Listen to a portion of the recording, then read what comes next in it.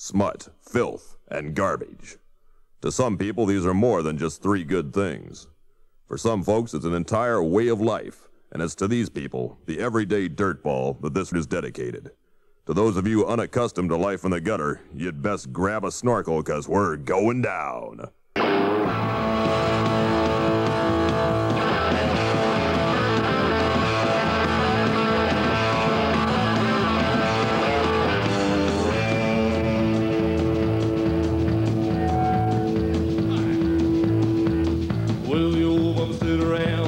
Fire, spoon, and match, while the rain plays music on the top of the shacks.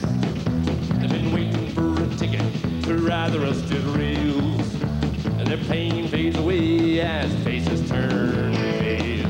When Rolle rolls up, his shirt sleeve to his arm, shows the places that he'd been to, but he'd never left the farm. And once you get on, it's so hard to get off.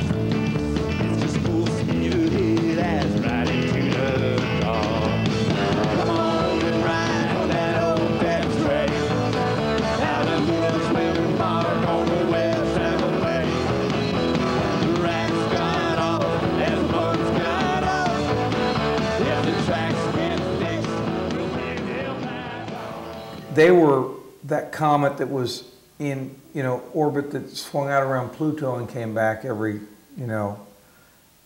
few years, as opposed to, the nightly moon rising.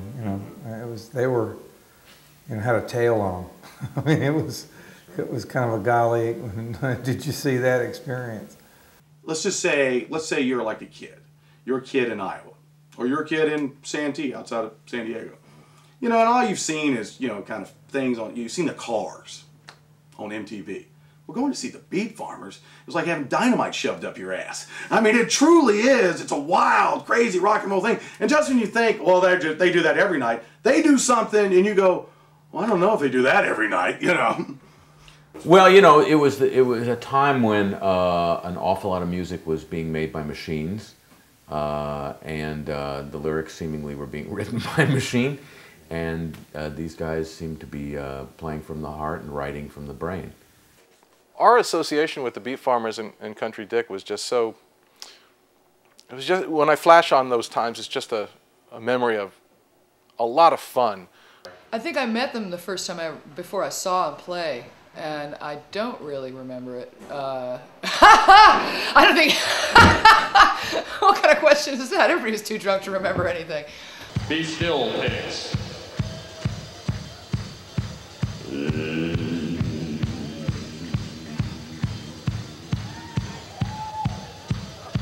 She undid my boots, she untied my jeans, she untied my tunes, I untied in my teeth. By that time the front door was kicked in, there stood some maggot all covered in sin. He said, that's my woman. I said, that's no lie. I blew a hole in him, did that big as the sky. I'm like, oh, 45, right by my side. I'm the California kid, I hope you're quite prepared to die. I'm the California kid, I hope you're quite prepared to die.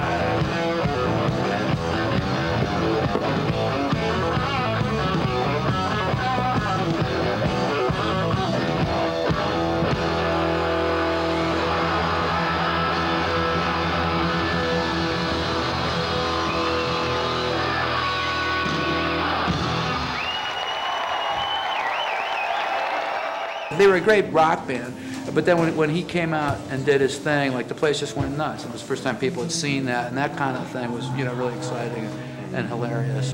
Never seen anybody since or before be able to taunt the audience the way that Dick could, and still they would love it. I mean, he would just, it was like an insult comic gone stun, but it was just so lovable, and he was obviously so guileless that didn't matter. Great, it was a great show. Dick was a pretty astute, fan of music. And he knew a lot about music. Maybe didn't know what a suspended ninth chord was or something. But Dick you know, what I know, Dick had been like the president of the Kinks fan club or something, And literally, I mean, when I got here, I followed him around. I was like a fucking dog. Hey, what's his, and he knew everybody, and he'd already been in bands. He'd owned some record store. Everybody knew him. And truly, like I said before, he was the thing that was making this whole deal move. This tall fellow with a kind of funky dress, funky Western dress, introduced himself to me and said in a voice a good half octave lower than I can muster, said, "I am Country Dick from Beat Farmers, and I play your stuff," and the conversation mostly consisted of my just saying how great I thought his songs were, and he saying how nice it was that I played them on the radio. It was pretty friendly, though I didn't interview him or anything like that. Probably the funniest thing that I remember was that after he'd moved on, there was a woman who was within earshot, and she had kind of watched the whole conversation, and then she looked at me and said, "He smells like he just had sex." I do remember seeing him one time in Solana Beach, and I was there with my manager at the time, and Dick comes over, and my poor manager's sitting next to me, and Dick comes over and literally picks him up and goes, "Who the fuck is this?" Just picks him up and throws him across the room and sits down. I remember seeing him go flying. I'm like, "Oh, sorry." And, it was very funny actually, but it was great. Yeah.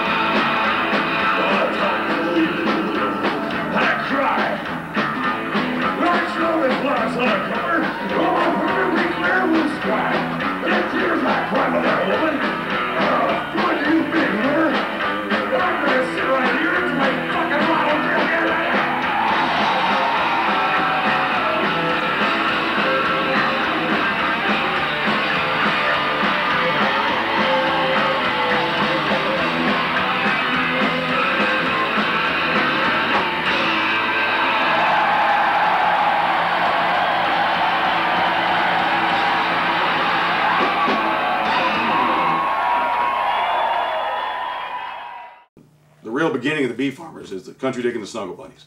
And the Snuggle Bunnies played every Sunday night at Spring Valley Inn. And I was the Snuggle Bunnies' biggest fan, by far. I would go, and they would all get drunk, and I would yell out the songs I wanted to hear. And they were so drunk, they would play them. Because they couldn't think any, they couldn't have any thoughts on their own. They weren't like going, "Oh, let's play that George Jones song." I would be like, going, "The race is on." And then, and start playing. I was at Bodie's for the last Country Dick and the Snuggle Bunny shows. They decided, that the band was finally going down, and Dick was up there doing "Picked a Fine Time to Leave Me, Lucille." He's standing on the tables, and I was just, it was a really funny night. But it's the very last song. "You picked a fine time to leave me," and everybody in the band stops, and he falls off the table on his face. He's slobbering, just going, "You picked a fine time to leave me, bunnies. Leave me, bunnies. Beer." Somebody's all moaning and stuff, So at the end of the show, I went up to him and just said, "Hey, it seems like you really have a good chance with this, spiel you're doing here, that to get some real recognition. I think that you don't stop doing this. You should keep this up, And then like 2 weeks later, it's bring, "Hey, Raney, you want to start a rolling musical pleasure unit?" Yeah, sure, I guess so. And because I wasn't going to compromise myself. This was my final shot. I was perfectly willing to call it quits after this band and do something else. I said, "Well, who's going to play drums?" Because I was thinking that he was going to be the front man, is basically what he was telling me. He said, "Well, I'm going to play drums," and he wanted to surround himself with singer, songwriter, guitar players, you know, and that's. Jerry Raney was the hot guitar guy, and he turned out to be a good writer and singer, but you needed a great guitar player for openers. Dick is a great organizer and promotion man. So having Dick in a group, you know, he really was the driving force in many, many ways. He was out scouting people. I was with him. You know, he worshiped Jerry from when he was in high school. I already knew Jerry was going to be in it, and then there was going to be like another singer guitar player. And I thought, well, I could be that. And he said, no. I said, well, I'll be the bass player. He goes, no, the bass player's got to be good looking and silent. You're neither. And I'm like, hey! But then he said, you know, I want you to come out and check out some people. We went out and were watching some people and stuff. And he took me to see Buddy and the Rockin' Roulettes, and I'd never even seen these guys. And I was just blown away, you know. Dan came up to me that night, and he said he wanted us to do all originals the night Jerry was there to see the Roulettes. Don't do any covers tonight because the manager of the Rockin' Rebels is here. The Rockin' Rebels was an LA rockabilly band that was like getting some notice at that time. I think they had a video on MTV or something. Says the manager might be interested in taking you guys on. So, you know, I'm shitting my pants, I'm all nervous, oh my God. And what it turned out to be at the end of the night wasn't that was the case, is that he brought Jerry, and that was basically my audition for the Beat Farmers. And I didn't know it. And left me in the interesting position of having to, because I had told my band, there's this guy here seeing us, he might want to take us on, you know. And it left me in the position of having to tell the band, actually that isn't what happened. I'm going to join another band. So Buddy called me up one day and he says, you know what, the Roulettes are over. I was like, whoa, wow, bummer, you know. So I'm going to play with Jerry Raney of the Shames and Country Dick. We had played with the Penetrators, so I knew Country Dick. And so he broke up the band. He went and played with these guys, and it was like he was, you know, I talked to him because we broke up. I mean, as friends, you know, that was cool. It's no big deal. And I talked to him. He goes, God, man, yeah, this is really, these guys they got hot songs, and they like to listen to Hank Williams and stuff, you know. And that was like back then in the early '80s. It was Flashdance, man. It wasn't Hank Williams. Yeah, you know? But anyway, it kept going, you know, down to where we were looking for bass players, and then Buddy just says, well, you know, Raleigh hasn't been playing for very long or anything like that, but, you know, you want to try this guy out. And so anyways, I got about 2 weeks later, I got a phone call from Buddy. He goes, man, you got to come up, rehearse with us. We need a bass player. The bass player quit. I could barely play what they were playing, but I kind of held everything down with Country Dick, you know, it was okay. And so at the end of the rehearsal, Dick goes, he gives me this stack of records. It must, you know, back then it wasn't CDs. It was probably, you know, 100 records, right? And he just goes, shh, take these home and listen to them, right? All right. So my swing bicycle, right? No hands on the fucking handlebars, right with my bass and my records and everything. I went home and listened to them, and I really enjoyed them. It was like Marty Robbins and Graham Parsons. Yeah, because all the country, hopped up country. Oh, I mean, it was just like, it blew my motherfucking mind. It blew my mind, that music. I couldn't believe it. They never told me I was in the band. I was always just practice with us while we learned these songs, right? So they never ever once said, hey, you're the bass player for the Beat Farmers. You got the gig. I never did it for 15 fucking years. You I never didn't know. I didn't know if I was the bass player ever. I was always just there for rehearsals and the gig. And then Dick arranged it with the Spring Valley Inn, which is a place that's maybe holds, you know, what, 40 people tops, something like that. And we just had to move the pool table out of the way to play. There wasn't a stage. They didn't have a license to have a band or anything like that. So Dick went in there and talked to them and said, you know, can we experiment on your customers for free drinks, you know?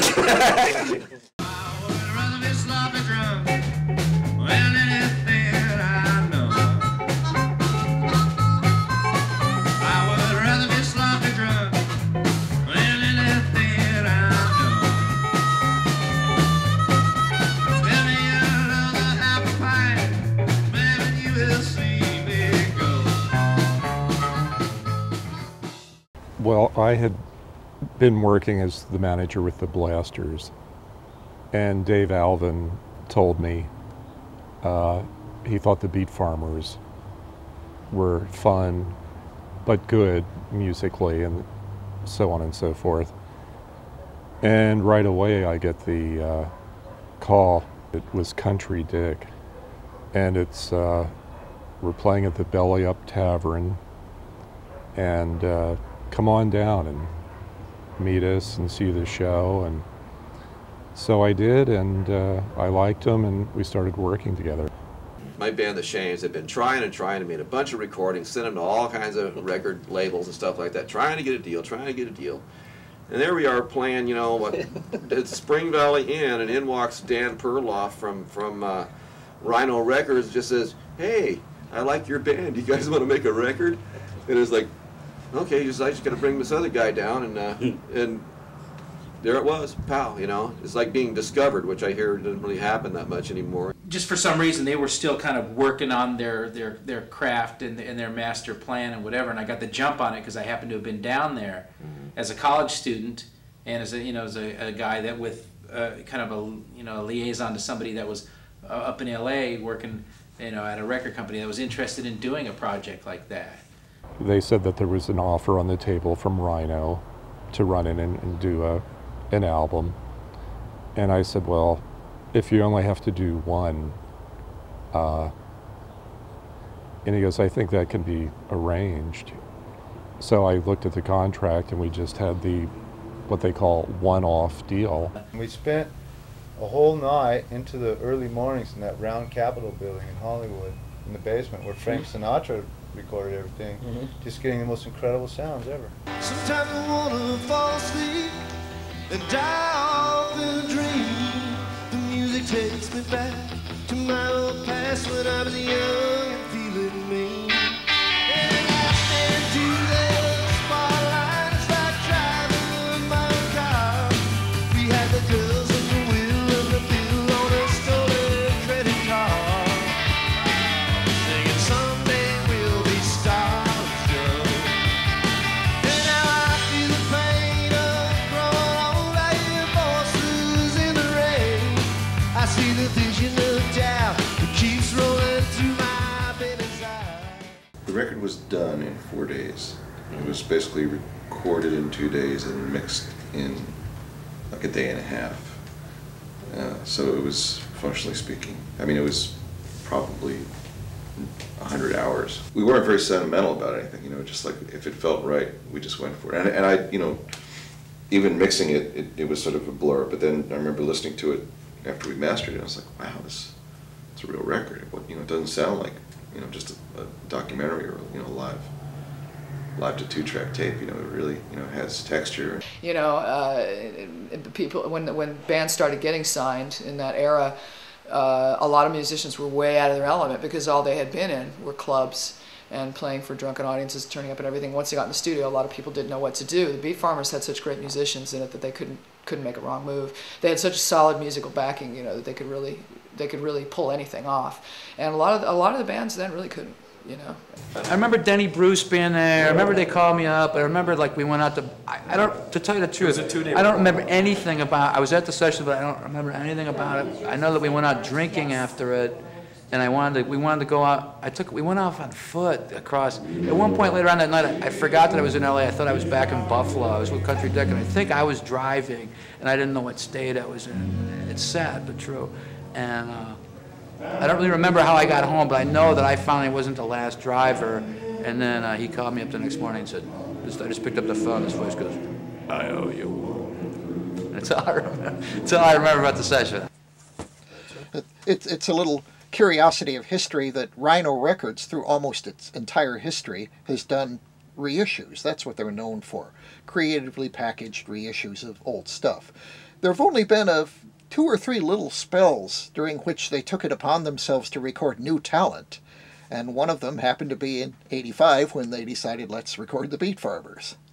It was experimental on a lot of different levels for Rhino to try and you know, work a record, even though I wasn't really, I was kind of gone out of the label by the time they started working the record, but to have a band that actually they put on the road and then to work it to radio and to, you know, I think they sold about 50,000 units, which was big time, you know, at the time.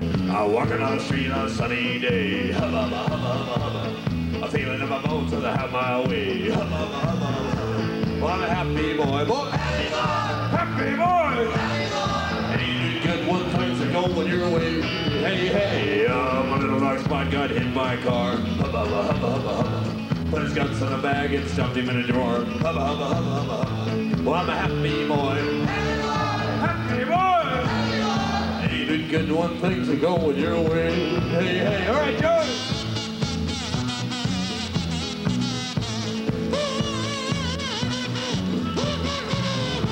Hey, Jerry!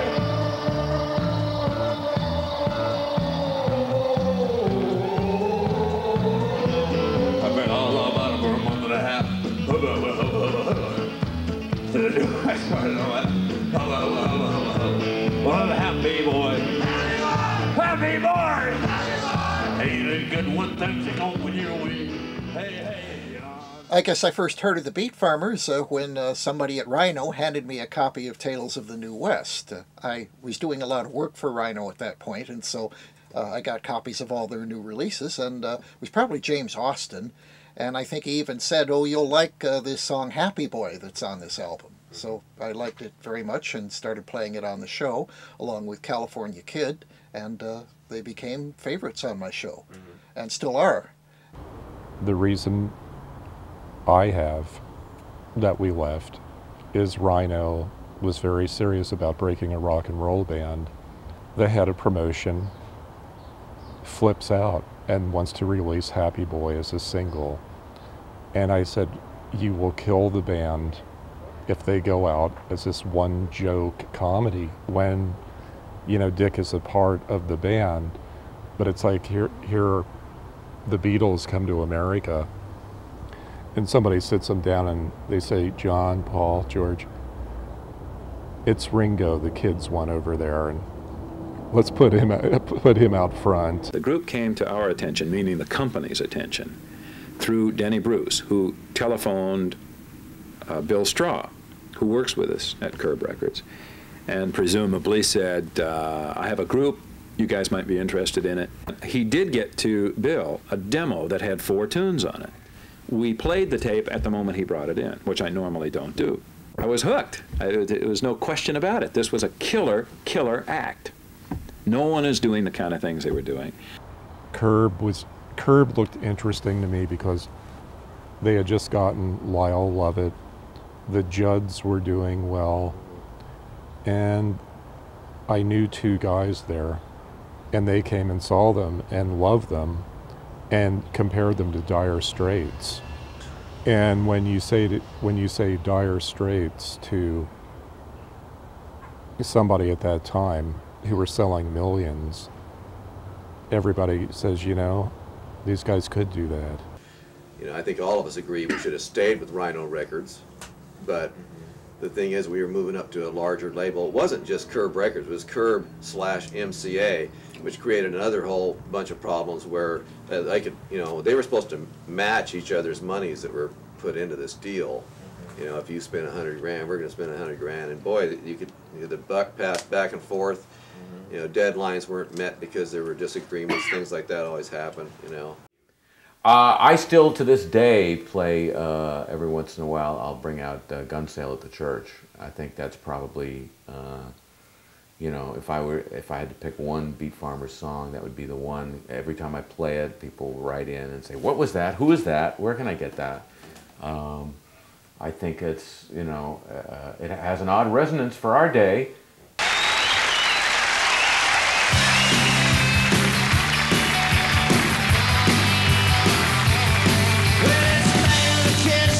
Take a break, get away. Leave the hustle and bustle of living from day to day. And I know that the crime in the city is getting worse. So we're going on down to the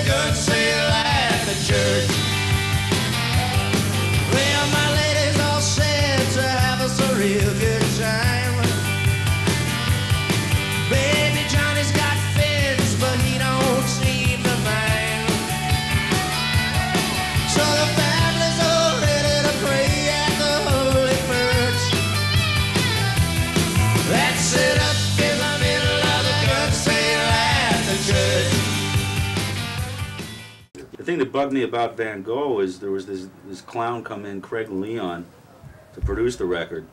He's one of these guys that spoke of himself in the third person.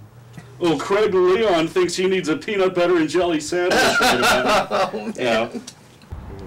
So to be able to go to a major with major distribution and really hire a pop producer, and I got Craig Leon, who did the first 2 Blondie albums, the Ramones' first album, all the stuff, the Live at CBGB's, he produced that. Craig is a good producer, and you listen to Gun Sale at the Church, and I think he did a good job, you know. And this guy like took off with the tapes and went to the Netherlands and spent 85 grand and came back with this, you know, sonic turd. I mean, the stuff sounded better in rough mix in the studio than after this guy had spent 85 grand. He took himself a vacation. He went over to the Netherlands with the Beat Farmers tapes, came back with his piece of crap, and he had himself a great old time in the Netherlands. That's what it boils down to, 85 grand worth.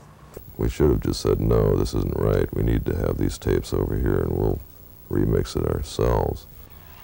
Being our first album on a major label, I think we made some concessions there and just kind of went with the flow.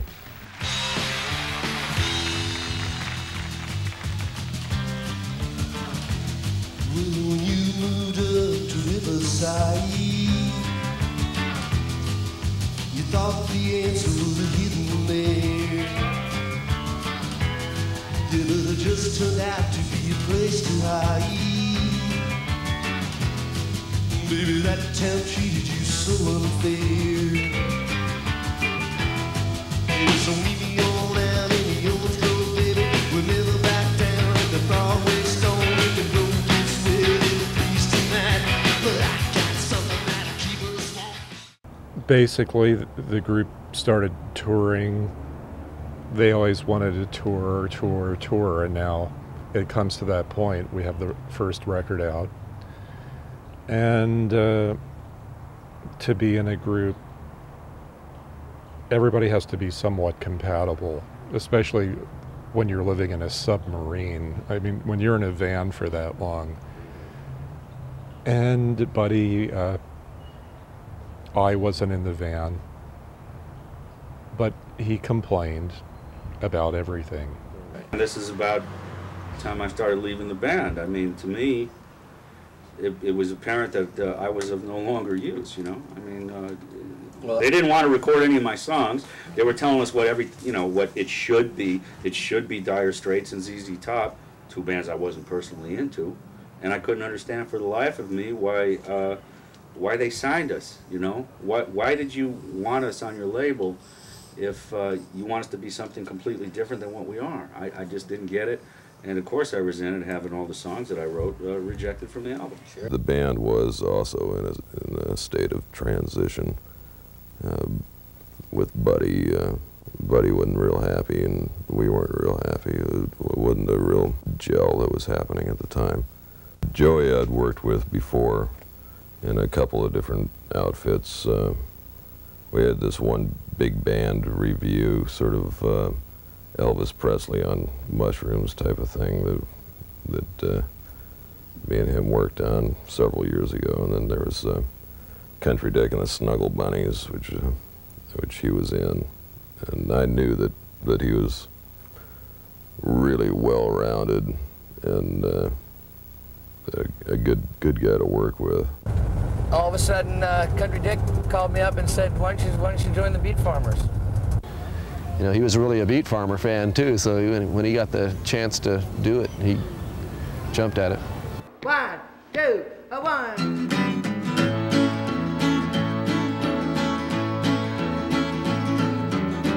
He's got your number on his hand. I've heard him say that he called to make some plans,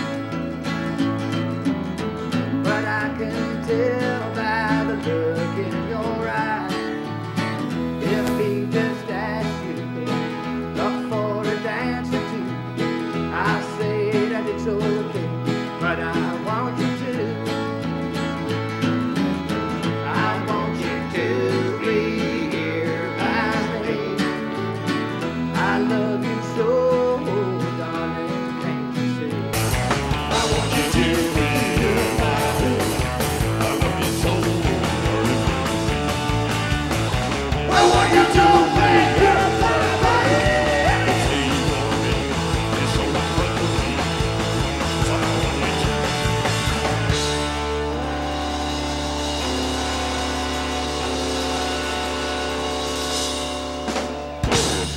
I know that after Buddy left and I joined, Jerry and I had a meeting with one of the heads of Curb, and he wanted to change the name of the band. Cool.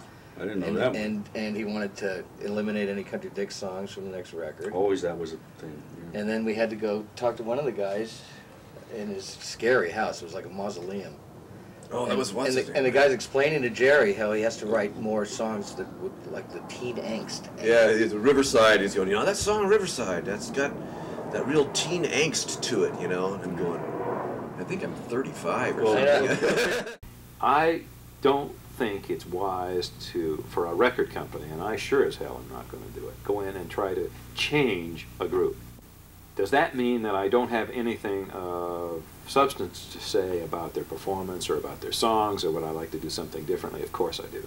Jerry and I combined with Dick's songs, we had 40 songs that we demoed and submitted. We had to submit them back then, or else we couldn't do another record. And they didn't reject them all. They just said, we don't hear the hit. We don't hear a hit, And they started sending us songs, and we would record them and like fuck them up, and they were going, re-record this and do it seriously, or we're not going to, And ultimately the decision was made that here is the list of songs we're going to include, which therefore meant that certain songs were not going to be included. And that created a little bit of question in the minds of certain members of the act, and that had to be dealt with. To that degree, yes, we become involved. And I just kept saying to Denny, I was going, fine, let's leave this label, let's get out of here. They obviously don't want to work with us, and we don't want to work with their, we hate them, they hate us. We weren't in a rock environment there, and they were reaping major bucks on country. Yeah. So it's like, that's where they're going. Your career doesn't mean anything to them, Okay, well, we were wrong. We're sorry we screwed up your image. We're sorry that nobody's going to trust you for the rest of your life. See you later. Next. That's why I just won't play that game. Curb Records was like frantically trying to justify having signed the band, and they wanted a song that was going to be on the radio, and they wanted an MTV song, and they wanted it to be successful. Dark Light was the first song that came out on that album, and as far as I know, Dark Light went further up the charts than any other Beat Farmer song. I see your face when I'm dreaming at night, beckoning me with screaming night. I feel a presence everywhere. I catch a glimpse, then there's no one there. I see a dark light that I see to go. A window side and an open door. A window side and a dream no more.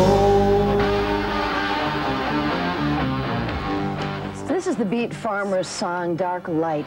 It uses a technique called backmasking. There's a message recorded backwards in this part of the song, so this isn't good for your stereo. If you stop it and you play it backwards like this is what you'll get. Greetings. This is your secret coded message from Beat Farmers.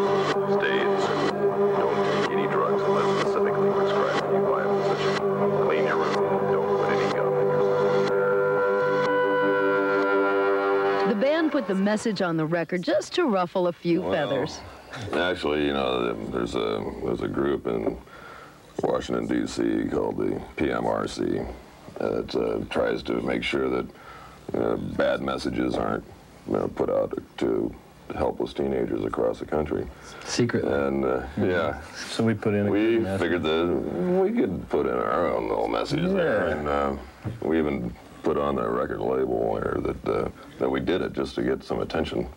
In a sea of new bands, it's tough to get noticed, but the Beat Farmers hope to beat out the crowd and get ahead by going backwards.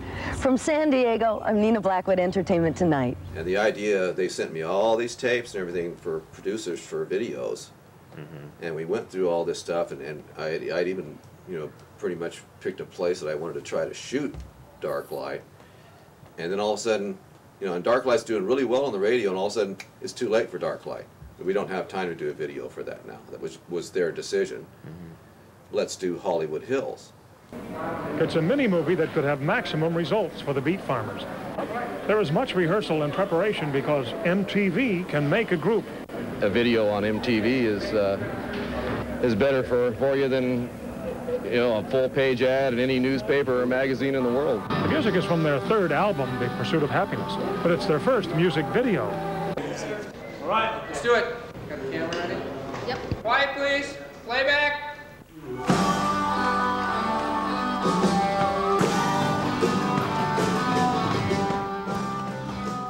Hollywood Hills is primarily about the frustrations of banging your head against the wall of the music business for, you know, the prime of your life, and possibly, you know, having it get the better of you. But it also, I think, applies to anybody that has a lot of conviction in what their goals are and sticks with it.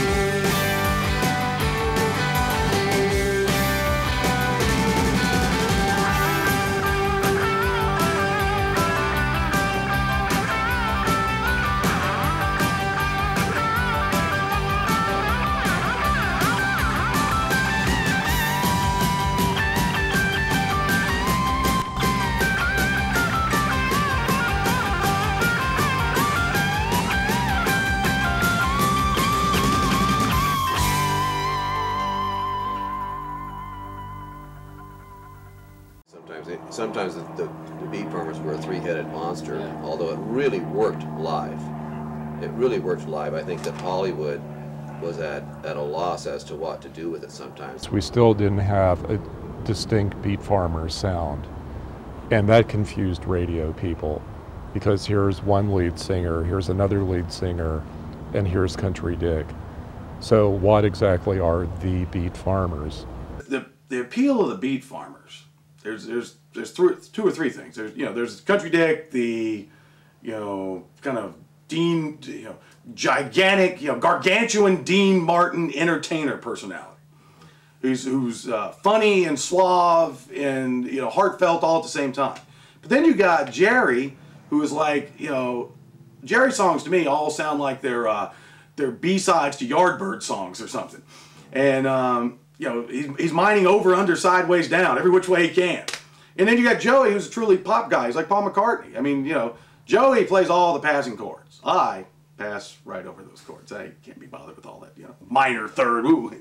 But Joey plays them all. And so there was there was a lot going on. See, the thing about roots music is there's a huge market for it. It's just a difficult market to reach because the demographics are wide. Right. It's not like you're selling bland, female divas that sing too many notes. That's easy to market. It was very important to label things in marketing world, and the very nature of what was going on in music at the time was bending all the rules. So you had all these incredibly creative musicians that were just punking up country and souping up everything else, and the very nature of what the movement was, it defied categorization. So it made it extremely difficult, and I could just imagine showing up and thinking you're seeing a nice country band and then having Dick walk up to your table and pour a drink on your head. There was an appropriately purposeful non-accessibility in polite radio society to the Beat Farmers. It's a terrible time if you're looking at the old ways of doing things, because radio and the record labels, at least the conventional giant record labels, are in this death embrace of the dinosaurs, you know, and they're going to wrestle each other into the big cosmic ooze pit together. And they're of no use to anybody except two kinds of people: superstars, whom they are existing to service, existing superstars, and that one in a zillion lucky new artists who the wand goes, it's you. It's true. Rock and roll never dies. There's always a band out there somewhere playing real, real rock and roll. Where am I going now? It's always out there. A lot of times it's hidden, it's sideways, you got to look for it, it's maybe got a different name. It's always out there. But pop music always wins. Schlock and pop and Paul McCartney, pablum always wins. More people like that. But the nuts, the weirdos, the mutants, the freaks, the people on the edge of town with the go-kart track, they will find the rock and roll nut jobs. And it just occasionally comes to the top, and then it goes back down.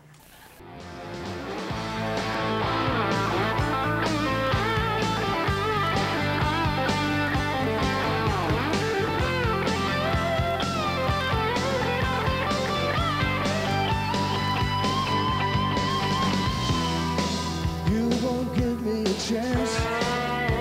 You just wanna dance around with him.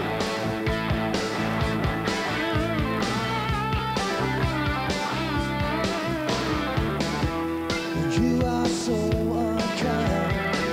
You don't care what becomes of your old friend. Yes, baby, you could be my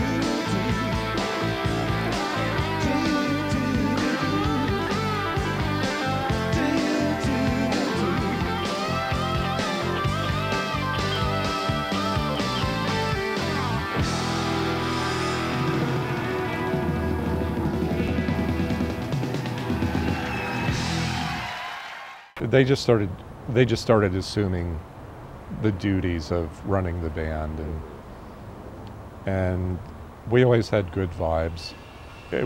And I guess my contract was up, and they just said we're not going to renew, and it was that, okay. I've known the band for years. When they would come to the East Coast, I would see them all the time, and they got dropped by Curb at that point, and they were in Vancouver making Viking lullabies. They didn't have a deal or anything like that, and I'd sort of been bouncing around doing publicity for various bands and things like that. So I said, well, why don't we just go try and get someone to put this record out? They had it done, so it just sort of organic. It came around. We hooked up and we just went with it. Ron Gowdy was starting up this label in Austin, Sector 2. Ron had been at Restless and Enigma and had put out records, the Mojo records. I think the Neighborhoods were on that label. There was a lot of cool stuff, and he was into doing it. And I said, look, we can wait around and see what comes along, or we can just get this thing out, because it had been years since the live record at this point, and it needed to come out. So they needed it as something for when they were touring, to sell and to get out there. So that's how that happened. We're going camping alongside the Sacramento River, I guess. No, you want to go to the Colorado River? Okay. Or the Colorado River. It's a bring your own mushroom sort of deal. So don't be looking to me for your drugs. It's a BYOD.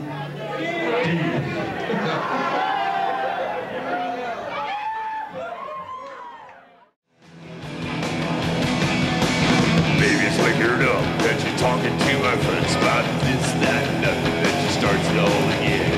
Head like a powder keg with hair that's on fire.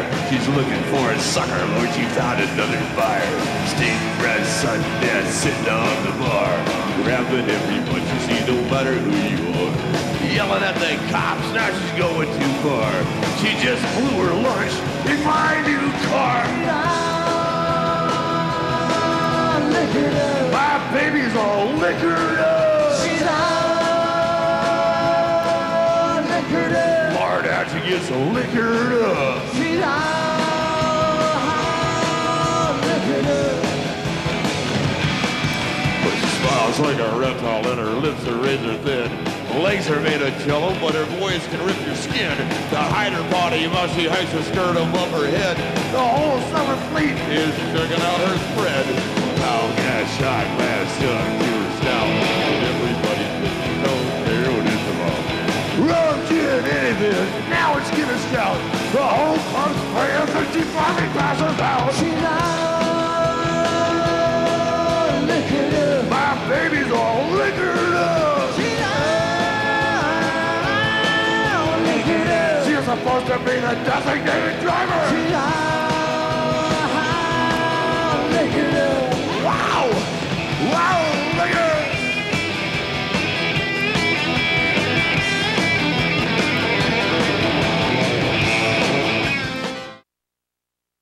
Country Dick used to twirl beer bottles, you know, like a baton, but he'd throw them up in the air, and of course the beer would fly everywhere.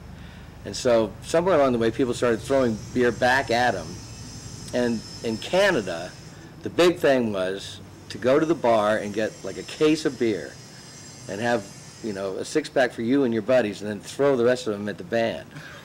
Oh, it got out of hand to the point where we eventually put up posters all over the club that said, "We know in the past that we had a really good time with this beer throwing thing, but the guitars are really suffering badly, and some of the band don't like it, so don't throw beer anymore. Anyone who throws beer anymore will have to talk to Country Dick." My baby's all liquored up. Oh, how'd she get that liquored up?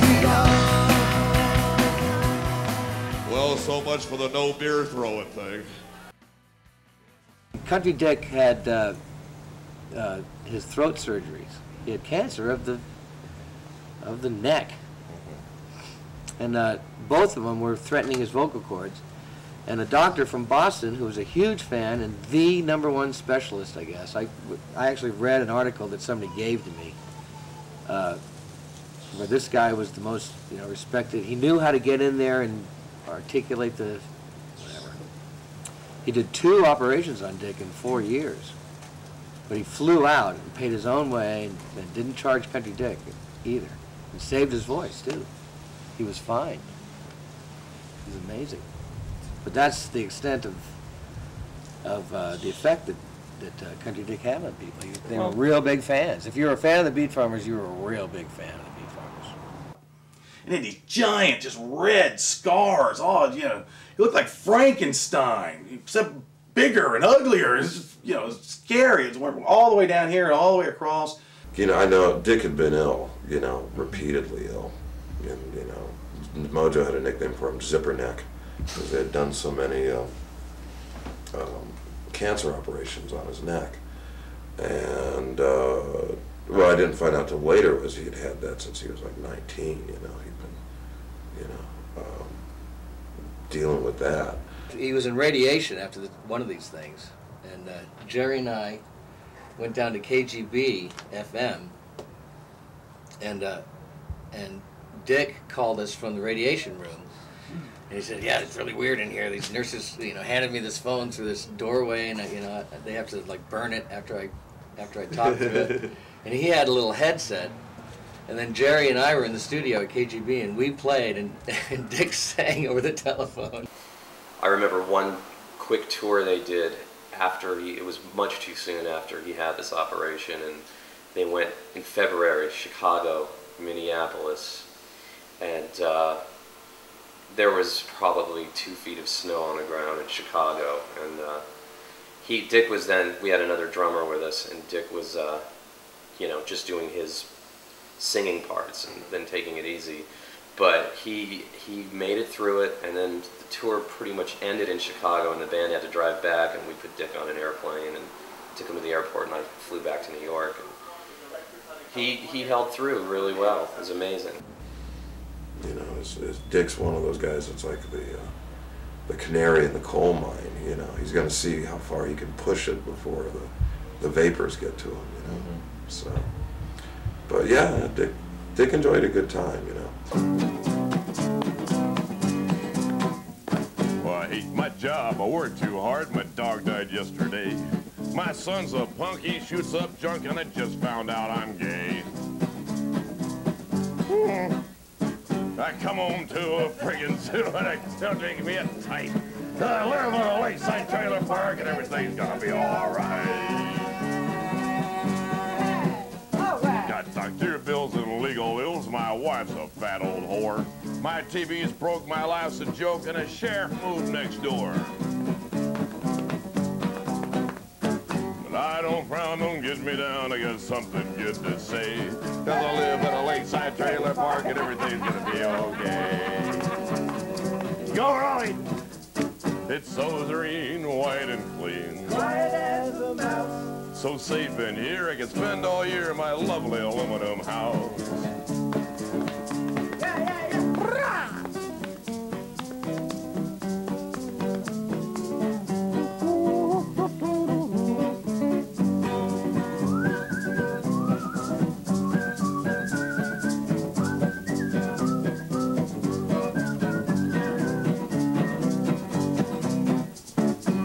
My butt and I'm in a rut, but I earned everything that I own. From my AstroTurf to my video smart to my cordless telephone. You ask me, was it worth it all? I say yes with all my might. Cause I live in a lakeside trailer park and everything's gonna be alright. Hey, alright!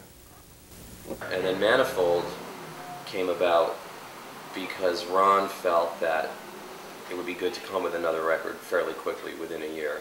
It was actually about a year and a half. Yeah, just looking at these little press kits that just came in the mail today for the new Beat Farmer release Manifold, which is available now in all local record stores. And it says here, one of the reviews from some magazine says, just like a pack of hungry dogs after a runaway meat truck. San Diego's beef farmers will not give up no matter what. I think that's about the best way to begin an article about us that I've ever heard.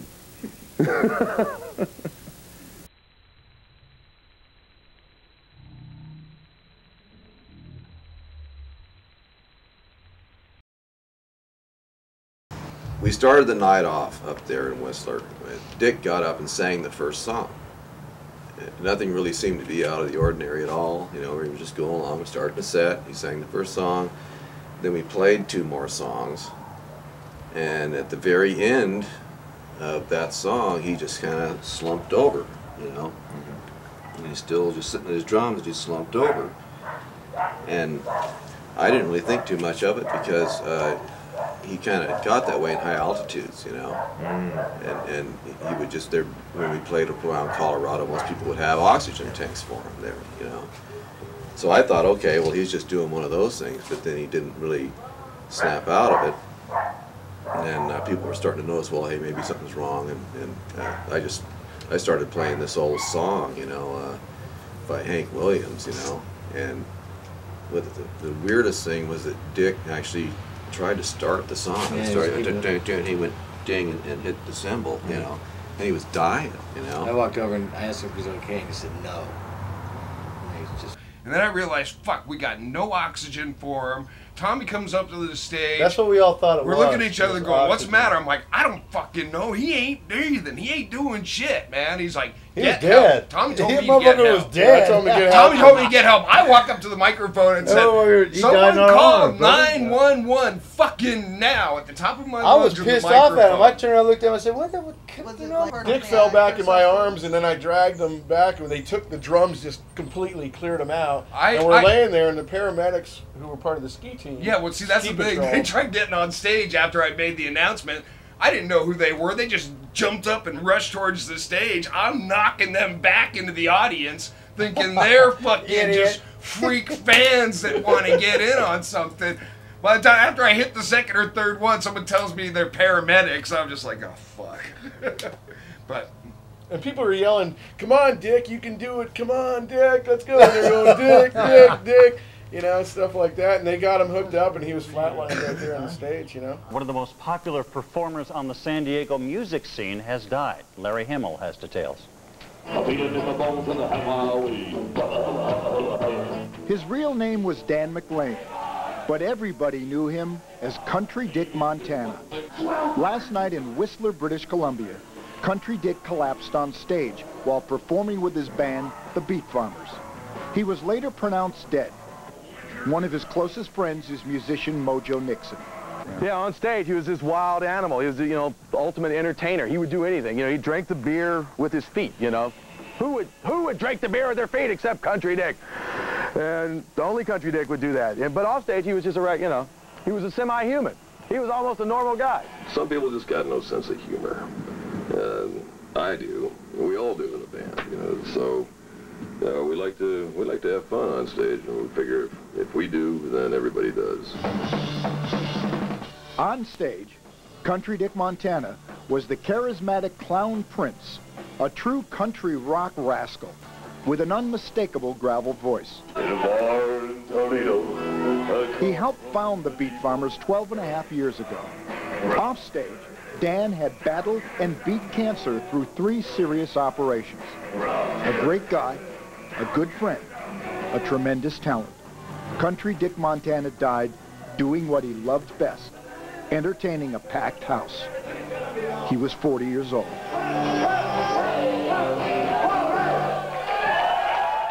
I was at home and I heard the answering machine go off at 6 in the morning, and Tom had left a message saying, "Hey, you might want to give me a call," not alluding to anything on the answering machine, but I knew something wasn't right because they were in Whistler. It was like 3 in the morning there. So I said, well, I was thinking to myself, well, if somebody's in jail, he might not call right away, so it's probably not that. And if something got stolen, he probably wouldn't call me till later in the day because he would be dealing with that, so it doesn't sound good. And I called, and they put me through, and Jerry picked up the phone and told me what happened, and it was just ultimate shock. It was.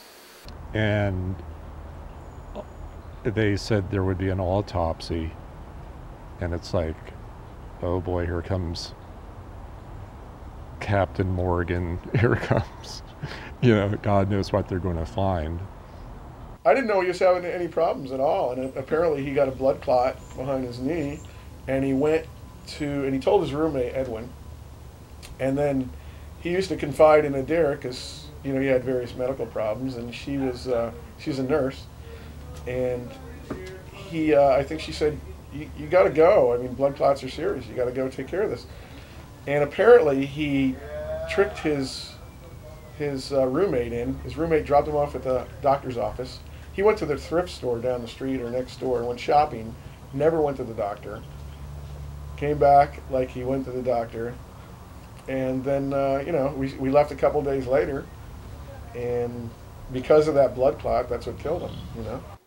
I guess it is ironic then that I'm guilty of it, that I thought that it was just his way of life that did him in, but in fact it was the aneurysm and the idea that sitting in a van for weeks, months, years with your knees bent and that clot traveling around your body, I mean, it should be a wake-up call to a lot of young bands, you know, to stretch your legs a little bit. Every single day I stop and think about just him and his life and how we, you know, yeah, it's how it all kind of jived, man. It's cool, and that's a good. I think that's a good epitaph. You know what I mean? It's like whatever. Hey, it's good feeling. But if people that are still alive think about you and keep you good, yeah, in your heart, think about you in your heart, man. That's a good thing. I think he's a saint. You know. He lived it up. I mean, you know, lived it up, and that's just the way you're supposed to be. I think. I don't know. You know, I can't see him having been any other way. Some people get it together. Some people are Keith Richards. Some people, you know, drop dead, you know, when they're riding an extra cycle in their, you know, in their 20s. You know, different things have happened to different people we've known from the scene. You know, and yeah, I mean, I knew he was going through a bad thing, and you know, of course, I didn't know how bad, but, you know, I hadn't really seen him that much. But, yeah, it made me really sad, you know. I always thought I'd see him again, you know. You know, Country Dick and his outrageous approach to performance, his kind of irreverent, kind of, his nuclear irreverence for, you know, I mean, in the sense of a bomb, you know, an explosive kind of irreverence for the kind of traditional parameters of acceptable stage behavior and performance. After Country Dick died, Mojo Nixon, there's a quote that I have on my mirror inside that says, I talked to God and said, why is Michael Bolton walking around on the world when Country Dick is dead? And God says to Mojo, Mojo, I've lost control of the planet. Dick was fearless, and I think, you know, that was one of the prime strengths of the Beat Farmers. You had a guy, and I don't mean just drinking wise. I mean, in a lot of ways, he was artistically pretty fearless. There really isn't a day that I don't miss him. You know, I'm just glad he paid me all the money he owes me before he passed away. Country Dick was like the meeting point. He was the thing that brought everybody together. Him not being here makes it a lot harder. Country Dick would get all these crazy people to put down their differences and, you know, join together to do some nutty thing. And the nuttier, the better. And the nuttier it is, the less, you know, I'm still mad at him about something. Fuck that, you know. We're gonna have on rabbit suits, you know. So it's and so it's made it a lot harder. I mean, you know. 1, 2, 1, 2, 3, 4.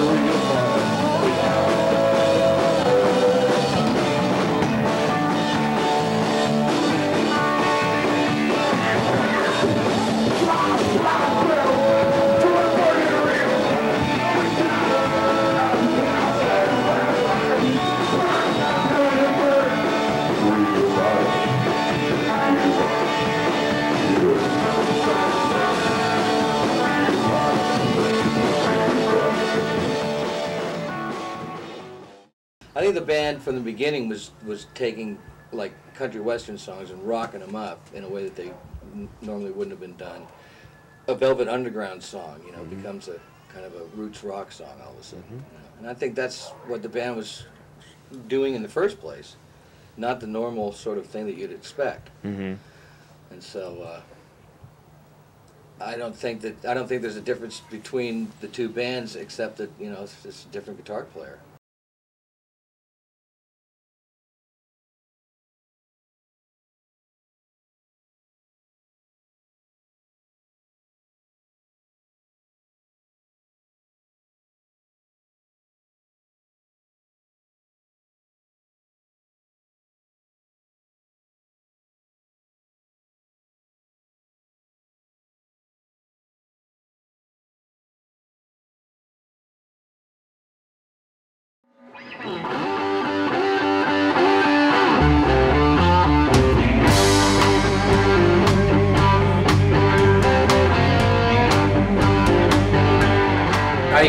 believe how great the reunion show was. It didn't seem like they were going through the motions. It seemed well rehearsed, and they were just phenomenal. Brought back really great memories.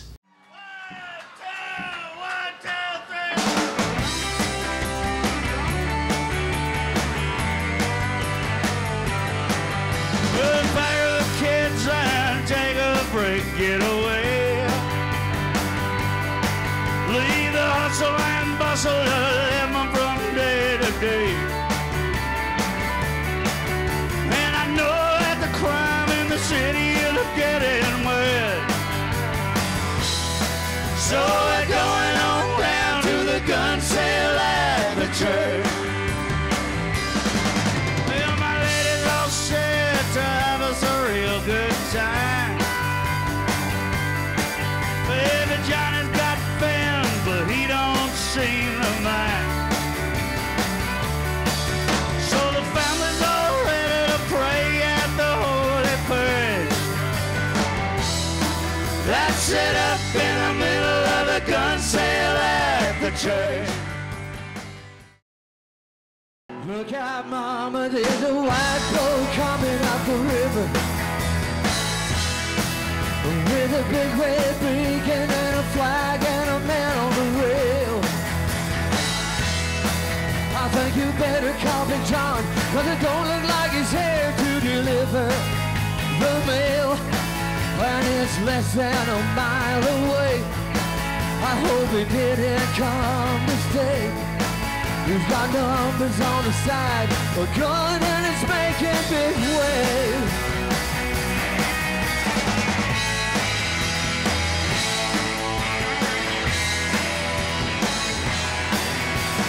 Daddy's gone, my brother's hunting up in the mountains. Big John's been drinking since the river took him in. So the powers that be let me do the thing now. And I just turned 52. I was wondering what to do. The closer they got, the more those feelings get.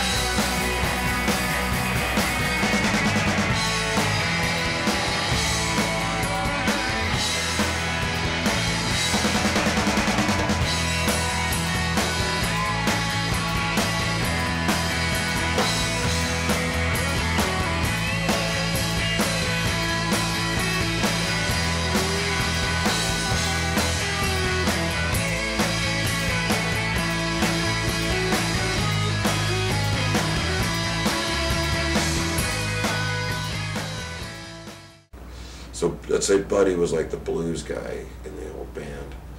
Dick was Dick, and Jerry was like the classic rock and roll kind of guy, you know. And then, you know, Rolle would be the punk rock and the guy in the band. And then when Joey joined, Joey had such a sort of a background of playing, you know, with John Stewart and people like that. And Joey brought more of, you know, slightly a bit more of a folk and country thing to it, you know. But so everybody, you know, everybody represented something, and you know, I think that's one of the reasons why the band was always interesting. You know, you never knew what you were going to get in a show. Well, you know, they were unique. You know, there really wasn't anything like them. This, you know, like the whole package. You know, they're so entertaining. Yet the songs, you know, entertaining on multiple levels, but just the attitude, you know, they sort of invented this, their persona. Their fans loved them very deeply, just passionately. There was more than you might think just from the music that they played. They just really inspired love and loyalty among their fans. A lot of people went and saw them, and they sold a few records, and you know, had some success. They got to travel and go play some festivals in Europe, and get to play in England and record with a lot of different people, and, you know, do a lot of things. And it was a great bill to share and time to share with a band like the Beat Farmers, and it felt as if we were all part of a community and kind of comrades in music. I feel very happy that the Beat Farmers were able to accomplish what we did.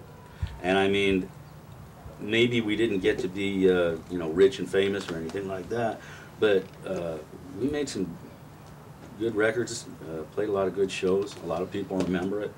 And there's this little small place in most of the history books about us, at least. So, you know, I mean, I look back on it as a really cool thing we've been a part of, despite all the bullshit. No.